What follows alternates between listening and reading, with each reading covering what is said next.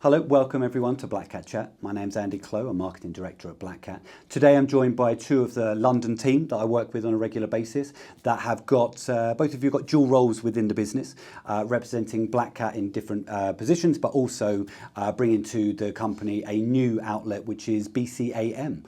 So why don't I hand over to, immediately on my left, we've got Ruth Moorhouse. Almost did the field in there. Ruth Moorhouse, and why don't you tell us a little bit about yourself, and then we'll go over to you, Tim, and find out some more about you. Yeah, sure. Hi, Ruth Moorhouse. So I've joined as Director and Head of Impact in the London office. So I have that dual role, so work on the BCAM side of things with Tim, but I'm here to help the Black Cat business more generally. So, you know, the business has grown a lot over the last few years, and, you know, other people have talked about that on the podcast. And part of my role is helping the next stage of growth, helping sort of put some good foundations in for that. Fantastic. And then over to you, Tim. Tell us a little bit about yourself and what your role is. Sure. So I'm Tim Cornford. I was brought into the business to lead the London team. So I think to give a bit of background about how that sort of came about. So I first started working with Ben probably about 2010, 2011. He was at DTZ, so even before he was at CBRE, and before Black Cat was set up. We were working in shopping centres in Manchester together, and in 2014, when Ben was at CBRE, we had just acquired a shopping centre just outside Manchester called Middleton Shopping Centre. Ben had done the initial sort of survey for that property when we were sort of buying it with our investor at the time. And he turned to me and he asked, you know, would we stick with him if he went to go and set up Black Cat? And Ben had done a great job for us. And as we were then as a company called Alandi, we liked to work with individuals. So it's not so much the name above the door, but the people that you work with. And, you know, Ben's a great guy. We've all sort of heard from Ben and Stephen, and loved the way that he was sort of working and the ethos that he was trying to set up within his business. So we gave him a shot. I had to go and convince some of our American investors that working with Black Cat was the choice rather than working with CBRE. And that relationship grew really quickly. We started with that one shopping centre and grew up to around 27 shopping centres that we were managing at Alandi, that Black Cat were doing all of the building surveying work on. Wow. So everything that we needed, whether it was delivering units for tenants or fixing roofs or everything else in between, Black Cat would be part of that process. So we were very close colleagues with Black Cat. We worked on a lot of projects together. And that was over a period of about 10 years at Alandi. So that's where I met Ruth. We worked together there for about 8 or 9 years. And we both sort of worked our way up through that business. So starting as asset managers, growing up to the point where, you know, the business was sold last year to a listed company. Ruth was head of public-private partnerships. I was head of asset management. And we were responsible for the delivery across the whole of the business. So, you know, we had really sort of started at the bottom and worked our way up through the business. And when that company was sold into the listed entity, we didn't land as well as we'd hoped. You know, it wasn't necessarily the right sort of cultural fit for us. So we started looking for different places to go. And completely randomly at that time, Ben messaged me to ask if I wanted to be head of his London team, which I responded, I'm not a building surveyor, Ben, so how would that work? Yeah. And he said, don't worry about it. It's, you know, it's leading the team. It's about managing the office. It's, you know, all of those great things that you're doing at Alandi already, but managing a team of building surveyors. I said, okay, great, I'll do it. So literally within the same minute on WhatsApp, I said, yes, let's give it a shot. Yeah. But I wanted to do asset management as well.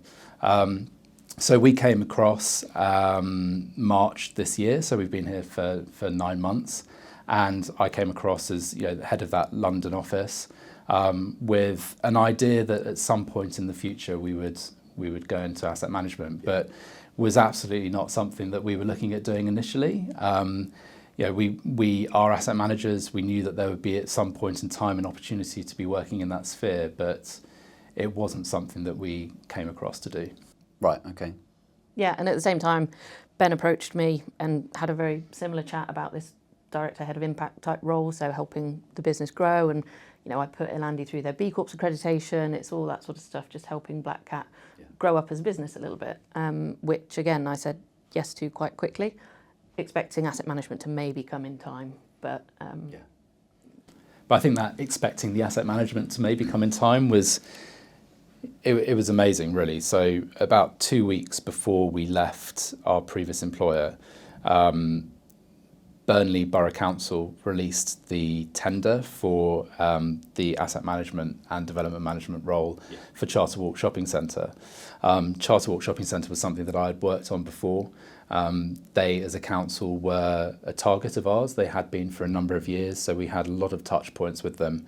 And Black Cat, as a building surveying company, was already working on the assets. So they were doing some of the PPM, roof works, M&E works, and some of the sort of tenant delivery bits as well. So we felt like it was something we had to go for. Yep. So we got it cleared with our previous employer that it was something that they weren't going to go for. And we hit the ground here day one, writing a submission for a tender for... we had a day off in between. We had our leaving drinks, we had a day off, and then on the Thursday we got going on it. But I think what also helped is Ben is a massive Burnley football supporter. I was going to say that. It just happens to fit Ben's, his favourite place in the world. He came to the pitch wearing his Burnley Football Club tie. I'm surprised he wasn't wearing the shirt.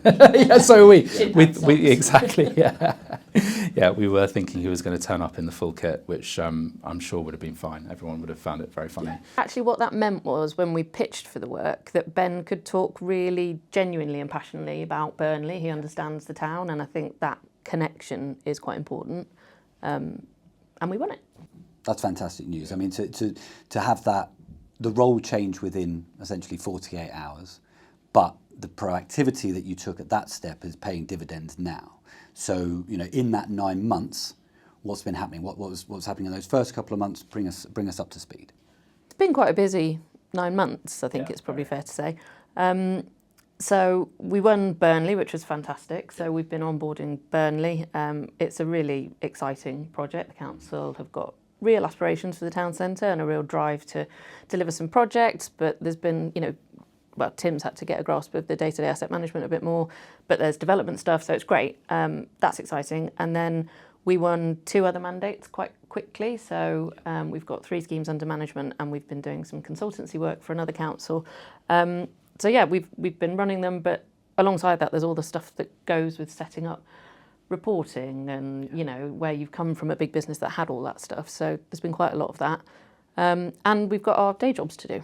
So, So some of that initial setup has been quite hard work, having to create all of these things from scratch, where you're used to sort of just picking up a schedule and throwing it out and it comes back fully populated. But actually having to do that sort of nitty-gritty yourself and getting it working. And now processes are in place, it starts to work a lot quicker and easier, and that's fantastic. I think the real important thing about what's happened over the last 9 months has been a huge amount of support from the industry. So the 2 other clients that we're now working with were both introductions from friends within the industry. So get an opportunity to sit in front of a client who wants to interview an asset manager to come and help them with delivering on what it is that they want to do in their town. It is purely just put together from the contacts that you have in the industry, and it's a really lovely thing, and we've been very happy with the way that's worked. So before we get into the nitty-gritty, why don't you give us an outline of what an asset manager actually does and what makes that role different to anything else that I've spoken to in terms of anyone else who's sat opposite me in this chair? Well, I don't want to sit here and sort of make an advert for becoming an asset manager, but it's an exciting job. Every day is different. I think we used to get frustrated with it back in the day when reporting was tight and we had a lot on our plates as junior asset managers to be delivering. But you get into work in the morning and your day changes from that moment. You sit down at your desk, you have your to-do list, you've got to get a report out, you've got to do some modelling, whatever it might be. But a fire happens, and that could be a literal fire at one of the shopping centres, and having to go and deal with those things, because we do like to roll our sleeves up. We like to get really involved with the nitty-gritty of running the assets. We get pulled in lots of different directions. I suppose now for us, it's about trying to grow the business. So we're spending a lot of time doing BD. We're out seeing old clients and speaking to people about opportunities that we might be able to bring forward for next year and 27 as well. So, it has a really varied role. I think, it's a fun thing to be doing, and we enjoy it. Our kind of mantra is we sit in the client's position effectively. So that's where we're slightly different to the rest of the Black Cat business. We effectively take that client role. So we are there as if it's our money, our place. How do we make this place better? And that's everything from managing the consultancy team, including Black Cat. But not exclusive. Not exclusively. We make that clear as well. Yeah, We absolutely. work with everyone that's, We the do. right people. For us, it has to be the right people for the job. Yeah. And having someone sitting opposite you is really helpful, and so that's a really big win when we can use Black Cat, but absolutely it's not. But it's the property managers, the leasing agents. Today I've been talking to a potential tenant for 50,000 square foot. I've changed a project team around. I've submitted a bid on something else. It can be anything and everything. Sorting contracts out. It's great. But like Tim said, you sit down in the morning and you're like, right, I've got these strategic things I need to do. I've got a business plan due, which we all know about. But the client's decided that they might want to buy something else. Can you run a business plan for us? So, it changes day by day. Well, that's great. That's really cool. So you've mentioned throughout this conversation so far, you've mentioned town centres and councils. So let's define what BCAM is growing into. What makes it special? What makes those the kind of assets that you can support with, as opposed to being a standard asset management company? Yeah, so we see ourselves as strategic asset managers. We're town centre focused. Our background is in retail, but as town centres have evolved, so has our skill set. But councils are a really important part of our future, we think. I was head of public-private partnerships at Elandy, so have done lots of work with councils. We understand how they work, how they operate, what they need from their asset managers, which is different to the private sector. Yeah. But we're not just here to manage schemes for councils. They're likely to be a big part of our client base, but that's because where I think we really shine through is we work on schemes that need real intervention, so they need real hands-on asset management, and that's why the councils own a lot of these places, because they didn't see that the private sector could do that and could deliver it. So naturally a lot of our clients will be councils, but one of our we're working in Wrexham, for example, for a private investor, which is a scheme that needs a lot of love and a lot of attention, and it's a challenge. It's not just a kind of a leasing play or collect the rent and sort service charge budget out. It needs proper intervention, and I think that's where our skills come through. Yeah, particularly your skills. The work that you've done working with councils over the last 10 years has really helped to, pave a way for the way that we're going to be doing business together, and the way that we can go in and speak to those local authorities, and they can understand what we're saying, we understand what they're saying. It just helps in the way that we deliver. Traditionally asset managers were operating partners, they work with private equity. It's all about NOI increase and working to an IRR and having all of these metrics that you're trying to hit, just generally about creating value. Yeah. But there's so much more about working in a shopping centre today that isn't necessarily just improving the NOI. There's other things that we want to be doing to create real change in these towns, and even in places where we're working with non-public sector clients, that relationship that we can then forge with the local authority in that town is incredibly important. Ruth hosted a round table last week with Wrexham City Council, where we sat with members of that local authority to talk about all of the opportunities that we can have together in trying to bring a shopping centre that's owned by a private client further on than where it could potentially get to with the help of the local authorities. So it helps with both the public and private sectors. Yeah. So having been, the age that I am, and having lived through when there weren't shopping centres when I was a little kid, and then there's that big 90s kind of growth, and my hometown, big shopping centre, but things have changed there. So in terms of the opportunities that those shopping centres, in layman's terms, because not everyone will understand this, what's changed in terms of the value of those, and the purpose of those setups and the buildings. What are you advising some of these clients?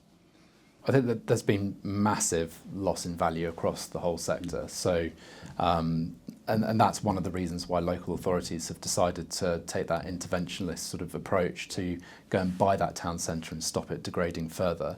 There's a real concern from their point of view that those assets will fall into the wrong hands and just get driven for yield and not really be using them as the thing that they should be, which is a place within a town centre that people can come and meet and spend time and enjoy themselves, whilst also doing some shopping at the same time. So I think there's a real structural change that needs to happen in the industry generally, particularly in the sector, and that opportunity has kind of fallen, I think, a bit to us now. Over the last sort of 5 to 10 years, these local authority mandates have been managed by asset managers that are more used to having that traditional operating partner background.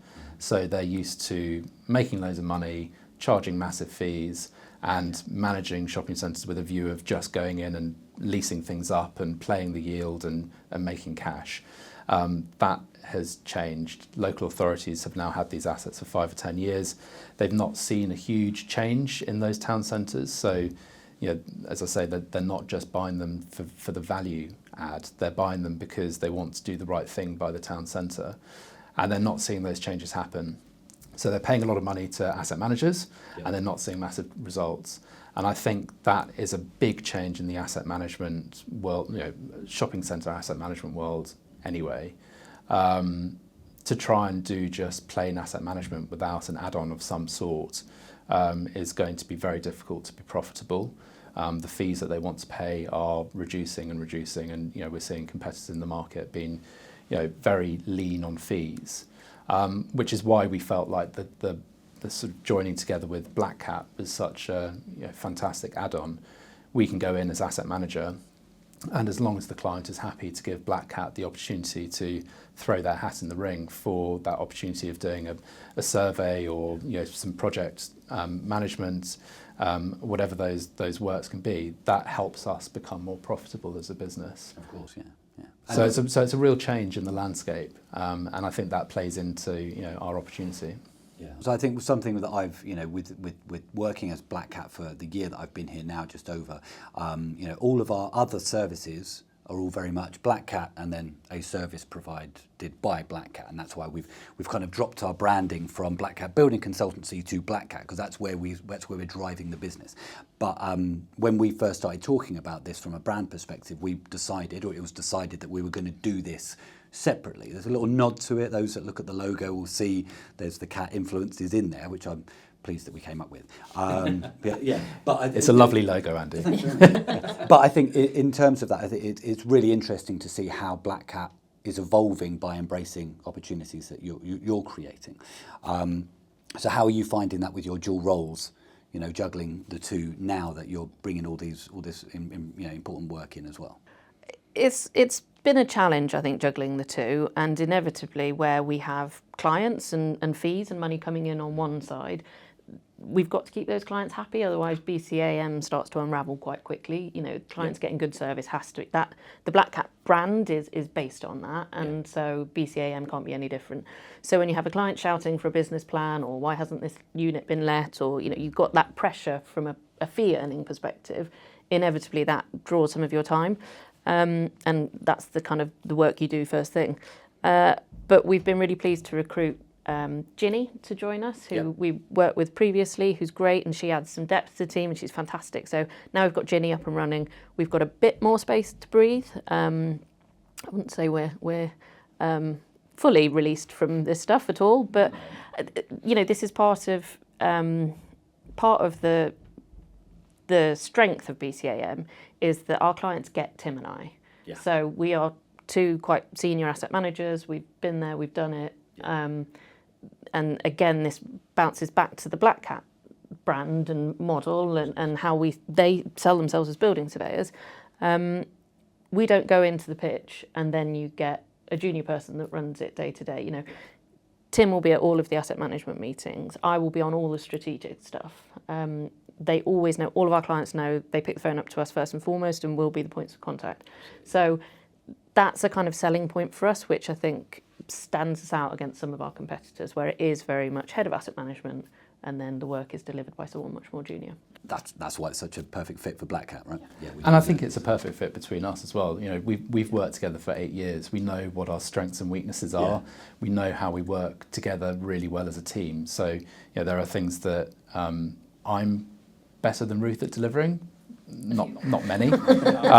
If it needs more than one brain cell, then it's probably something for Ruth to be doing. But you know, I deal with the day-to-day running of the asset. Ruth is much more involved in the development side of things, where there's contracts or we're agreeing new terms with new clients, that sort of thing. That very much sort of sits into Ruth's role, which also fits into her role at Black Cat generally. So there's great synergy there. That's not to say that if you're just left with me, then I can't do anything without Ruth. You know, we have been doing this for a very long time, and we complement each other in a good way. And you're great. The market knows you really well. Oh, thanks. You spend a lot of time in the pub, but that's winning us work. Yeah, proper networker.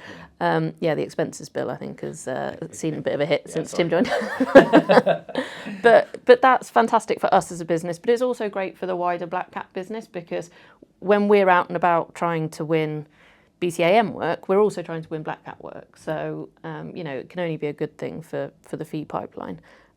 Yeah, and I think the team's starting to see that. It's really important for us that we're seen as fee-generating business, and also a side of the business that's not just bringing fees into BCAM, but also generating fees for the whole of the Black Cat business. There's no reason why every single one of our 17 service lines can't touch every asset that we work on.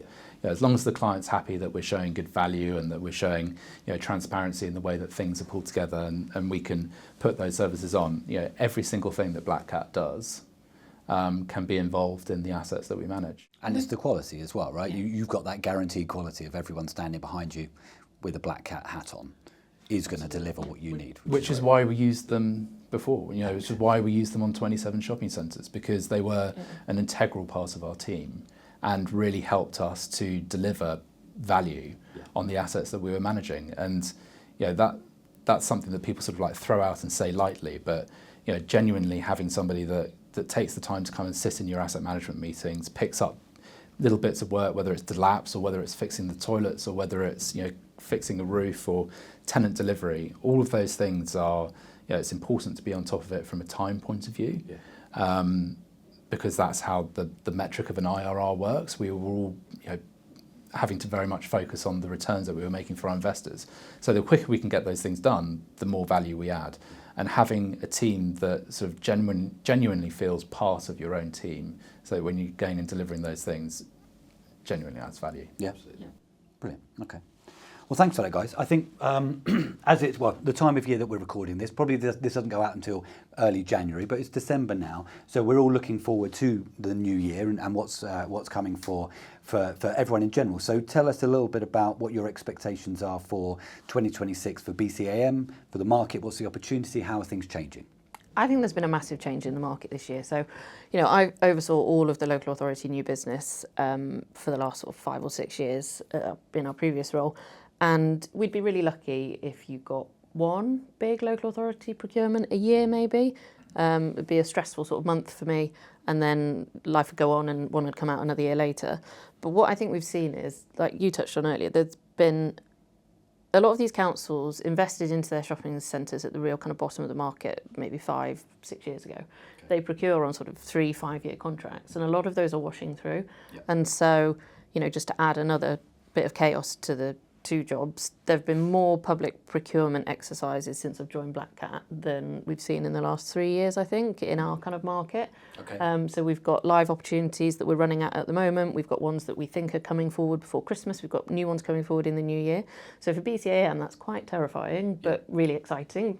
You know, we back ourselves obviously to win some of them, but that could lead to us, you know, being 6, 7, 8 schemes by middle of next year. Which, you know, will have its own challenges, you know, resourcing, but it's great, it's exciting. We're, I can see that market particularly, and it's what you said, it's where the councils have had an asset manager on quite a big fee. They haven't seen much delivery, and that's not everybody's, you know, there's been COVID, Ukraine, Russia, there's all sorts of kind of macroeconomic factors that have affected why these places haven't worked. But also there are new breeds of people like us and others who are a bit leaner, a bit keener, a bit more hands-on and keen to take these things on. Yeah, well, that's perfect. I think things just generally take longer these days, don't they? Whether it's a letting or whether it's, you know, a bigger development, there's just a lot more time needed to get those things seen through. So where we're saying people haven't, you know, necessarily delivered what they would have expected over the last 5 to 10 years, that's not, you know, direct criticism of the asset managers. It's just a fact of the world that, you know, planning takes longer. It takes longer to get leases through legals. So when you're trying to deliver to the timeline, it does slip. And I think local authorities have been frustrated by that just because of the costs that they've had to pay to keep them moving forwards. Right. Okay. Yeah. Cool. Right, guys, I think that's a good time to put a pin in this conversation for today. Look forward to speaking to you both individually or together as a team in 2026 as we bring things forward. Looking forward to hearing about the projects you've been working on. So thank you for coming in today. It's been great. And thank you to everyone for watching or listening. We look forward to welcoming you back next time.